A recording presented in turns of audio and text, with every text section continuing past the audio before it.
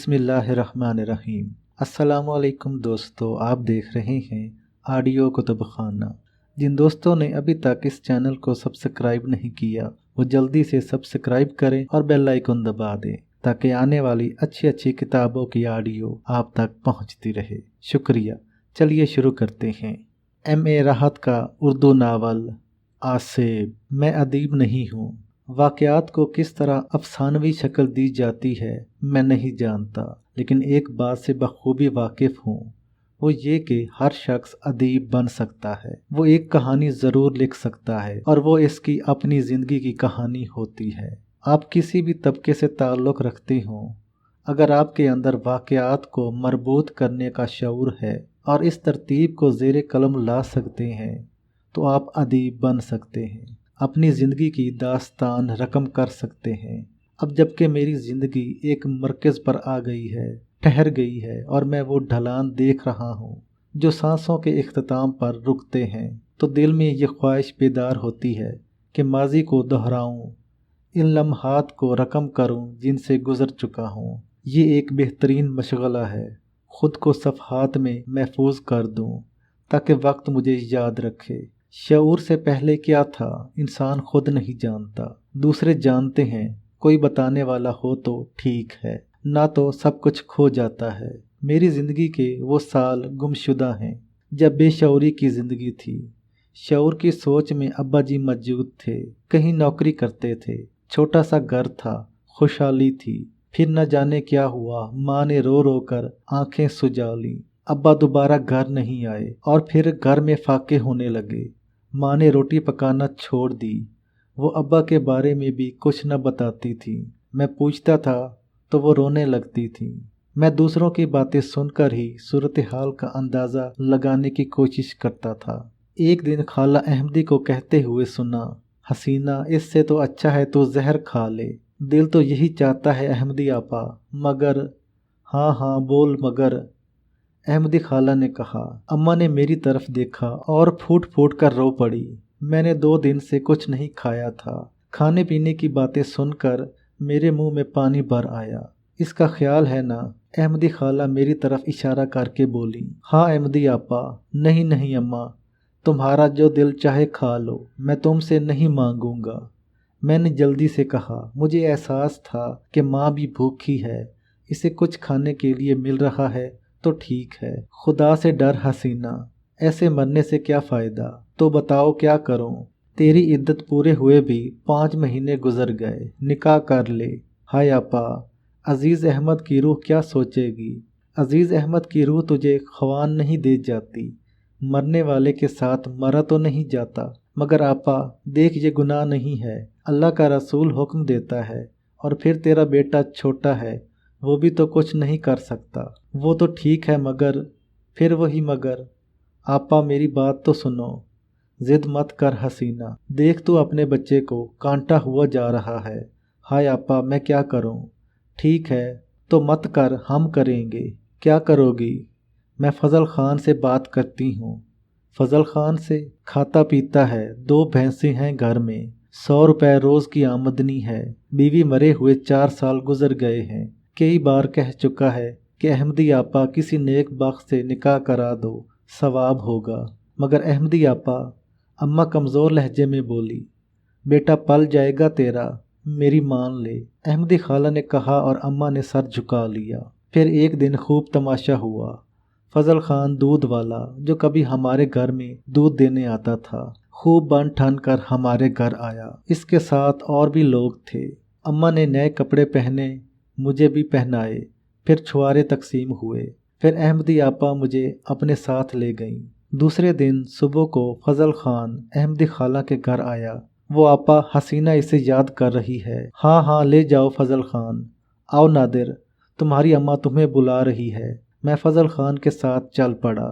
जब वो मेरे घर से आगे बढ़ा तो मैंने कहा, कहाँ जा रहे हो फजल खान? तुम्हारी अम्मा के पास। कहाँ है वो? मेरे घर में। मियाँ ये क्या कह रहे हो? वहाँ वो क्या कर रही है? अम्मा ने मुझे खूब प्यार किया। वो नए कपड़ों में बहुत अच्छी लग रही थी। इसने मेरे सामने मिठाई रख दी। ले खा। तुम यहाँ क्या कर रही हो अम्मा? ये घर कैसा है? ये तो फजल खान का घर है, अब हम यहीं रहेंगे। और सुनो, अब तुम इन्हें फजल खान ना कहा करो, ये तुम्हारे अब्बा हैं। हश्त, ये तो दूध वाला है। अब्बा तो इसे खूब डांटते थे और कहते थे, ओए फजल खान, तू दूध में पानी मिलाना नहीं छोड़ेगा। और ये कहता था, अरे नहीं अजीज़ भाई, कसम ले लो जो दूध में पानी मिलाया हो। झूठी कसम खाता है, अब्बा कहते थे। समझा करो अजीज़ भाई, मैं तो पानी में दूध मिलाता हूँ। फिर अब्बा इसके सर पर धूल जमा कर कहते, बेहया कहीं का, बकवास मत करो नादिर, अब ये तुम्हारे अब्बा हैं। अहमदी खाला ने मुझे समझाते हुए कहा, नादिर तुम्हारी अम्मा की शादी हो गई है फजल खान से, अब तुम इसे अब्बा कहा करो। तुम इसे अब्बा कह लिया करो अहमदी खाला, मैं तो इसे कभी अब्बा नहीं कहूँगा। और मैंने यही किया। फजल खान को मैं अब्बा तो क्या कहता, लेकिन मैंने इसकी दुर्गत बनाकर रख दी थी। हर तरह इसे परेशान करता। शब बारात पर मैंने भैंस की दुम में पटाखे बांध दिए, और जब फजल खान दूध दोहने बैठा तो मैंने पटाखे में आग लगा दी। भैंस ने फजल खान को उठा उठा कर मारा था, और माँ 1 महीने तक इसके बदन पर हल्दी चूना बांधती रही थी। फिर वक्त आगे बढ़ा।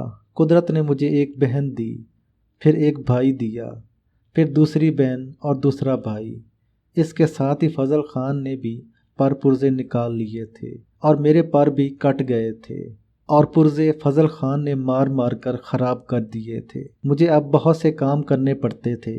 भैंसों को नहलाने ले जाता, सारा गोबर समेटता, घर की सफाई करता, बच्चों को संभालता। जो काम न करता इस पर मार पड़ती थी। और फजल खान मेरी पिटाई के लिए नए नए अंदाज इस्तेमाल करता। लकड़ी, रस्सी, रबड़ के टुकड़े, पूरा बदन गुलो गुलजार बन चुका था। माँ बचाती तो इसे भी पिटना पड़ता। अहमदी खाला ने एक दिन मेरे जख्म देखते हुए कहा, तू तो जहर ही खा ले नादिर, ये फजल खान तुझे जिंदा नहीं छोड़ेगा। इससे तो अच्छा है अहमदी खाला मेरी शादी करा दो। हैं, क्या बक रहा है? अहमदी खाला हैरत से बोली, तुमने अम्मा से भी तो यही कहा था, या तो वो जहर खा ले या निकाह कर ले। अरे देखो कैसी जबान चला रहा है। झूठ तो नहीं कह रहा खाला।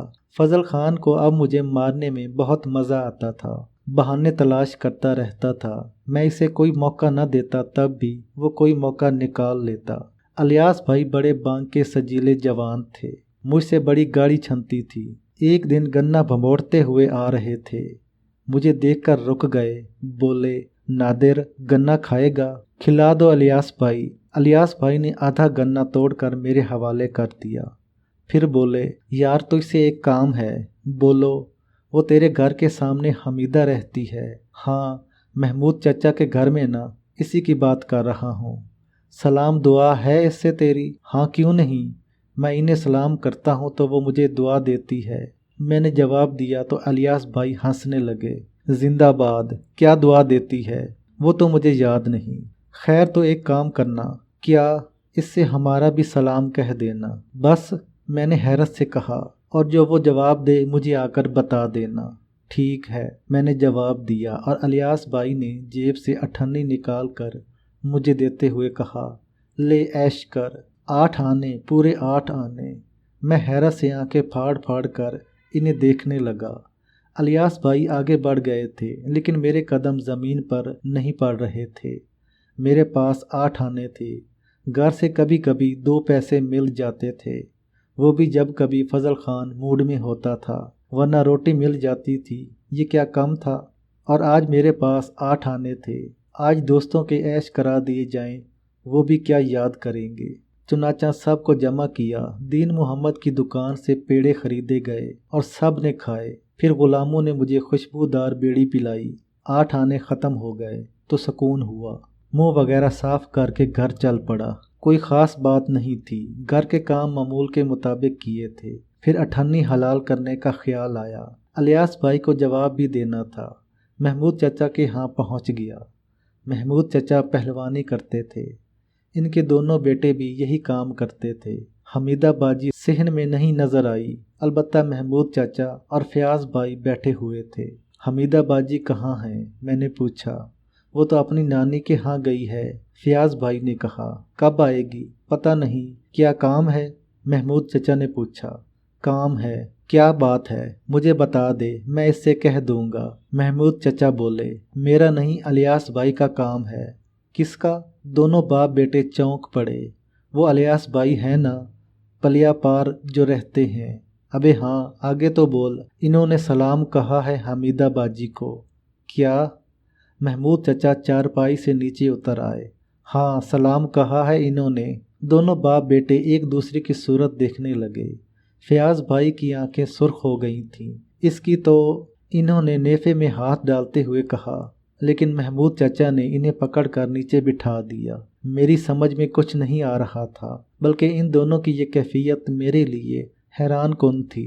अब्बा तुम, फयाज भाई भींचे भींचे लहजे में बोले। अबे तू चुप होगा या नहीं? महमूद चचा धाड़े, फिर मुझसे बोले, बैठ जा बेटा नादिर, बैठ जा। बस चाचा घर जाऊंगा। हाँ चले जाना। तुझसे कुछ पूछना है, पूछो। मैं बैठ गया। क्या कहा था अलियास भाई ने? यही कि हमीदा को मेरा सलाम कह देना और जवाब में जो कुछ कहे वो इन्हें बता दूं। कहीं बुलाया है इसने हमीदा को?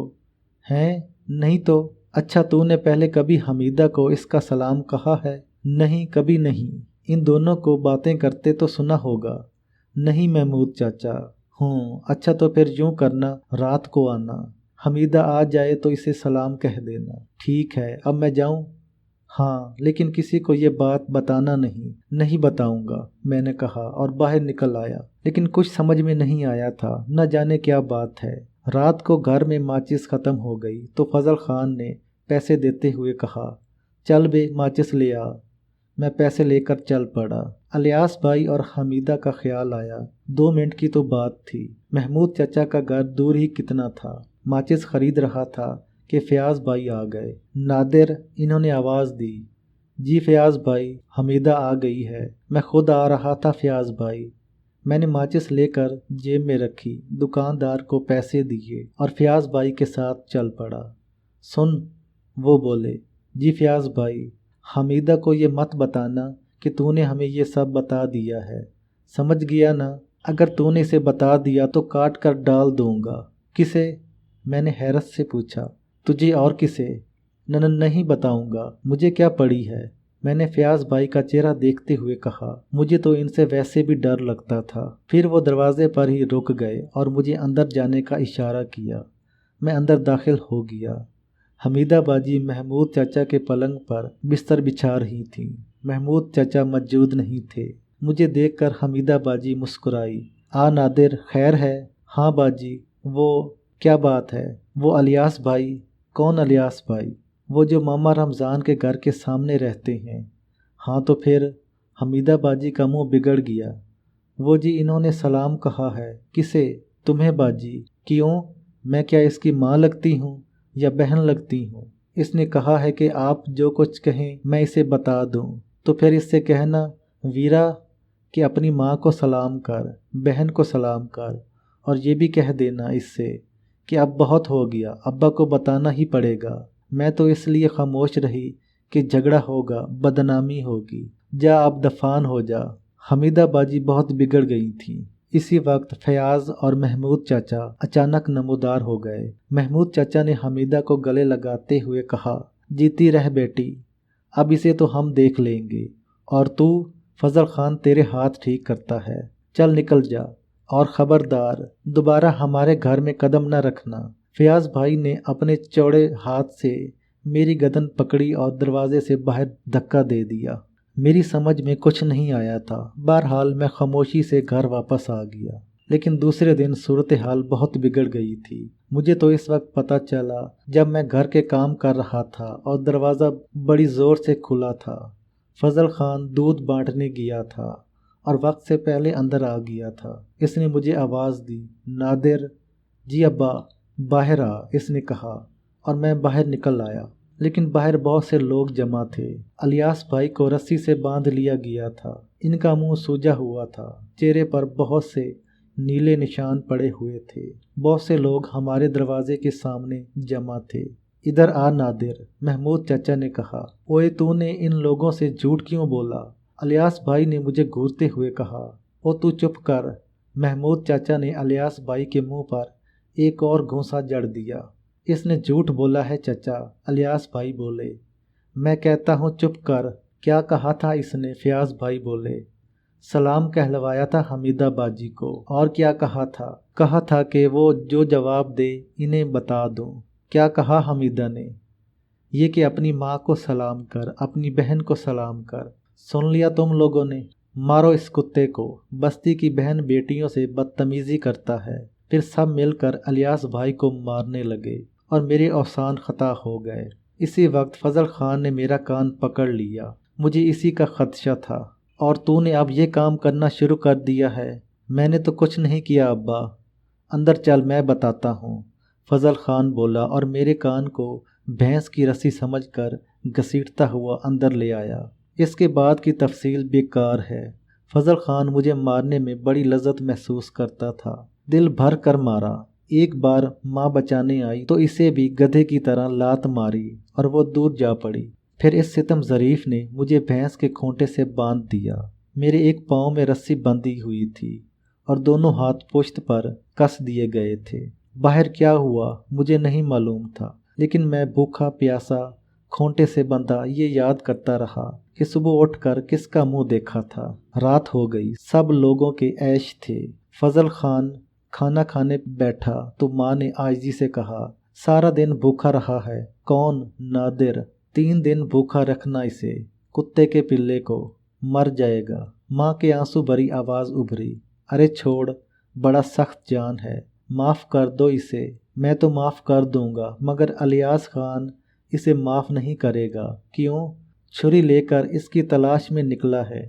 कह रहा है जिंदा नहीं छोड़ेगा। अरे वाह, कसूर इसका है, नादिर को क्यों मारेगा? मुझे क्या मालूम, तुमने बात नहीं की इससे? कहता है इसने कुछ नहीं कहा था, यही झूठ बोलता है। वो क्यों झूठ बोलेगा? चल बकवास न कर, मुझे रोटी खाने दे। फजल खान ने ये कहकर बात गोल कर दी और माँ खामोश हो गई।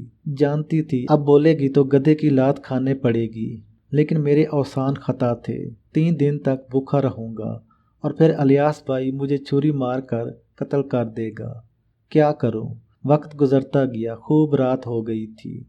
मैं ज़मीन पर पड़ा आने वाले वक्त के बारे में सोच रहा था। अब क्या होगा? दूसरे बहन भाई सो चुके थे। फजल खान भी एक तरफ सो रहा था। चारों तरफ गहरा अंधेरा छाया हुआ था। भूख प्यास ने मुझे निढाल कर दिया था और मुझ पर नीम गशी तारी थी। अचानक मुझे अपने करीब सरसराहट सुनाई दी। आंखें खोली तो चक्कर आ गया। कुछ नज़र नहीं आया। तभी कान के पास सरगोशी सुनाई दी, नादिर, मैं हूँ। कौन? अम्मा? हाँ ठहर, मैं तेरे हाथ पांव खोलती हूँ। कुछ देर के बाद मेरे हाथ पांव खुल गए और मैं उठकर बैठ गया। अम्मा, मेरे मुंह से आवाज़ निकली, तू भाग जा यहाँ से नादिर, भाग जा बेटा। कहाँ अम्मा? किसी और गांव में चला जा बेटा, किसी के घर नौकरी कर लेना, किसी की भैंस का काम कर लेना, तुझे 2 वक्त की रोटी मिल जाएगी। अम्मा मैं भूखा हूँ। ये रोटी है बेटा, गुड़ है, बोतल में पानी है, गांव से बाहर निकल कर खा लेना। अम्मा मुझसे उठा नहीं जा रहा, हिम्मत कर बेटा, फजल खान जाग गया तो तुझे भी मारेगा और मुझे भी। बेटा हिम्मत कर। माँ की आवाज़ में आंसू गंदे हुए थे। अम्मा हिम्मत कर मेरे लाल, जो कुछ मैं कर बैठी हूँ अब इसका कोई मदावा नहीं है मेरे पास। ठीक है अम्मा, तो बस निकल जा यहाँ से, अल्लाह तेरा ठिकाना करे। तू क्या करेगी? मैं ठीक हूँ नादिर, मेरी फिक्र मत कर। तो मैं चलता हूँ, ये थोड़े से पैसे भी हैं, संभाल कर रख ले। अच्छा अम्मा। मैंने सारी चीज़ें समेटी। अम्मा ने एक बार मुझे सीने से लगाया।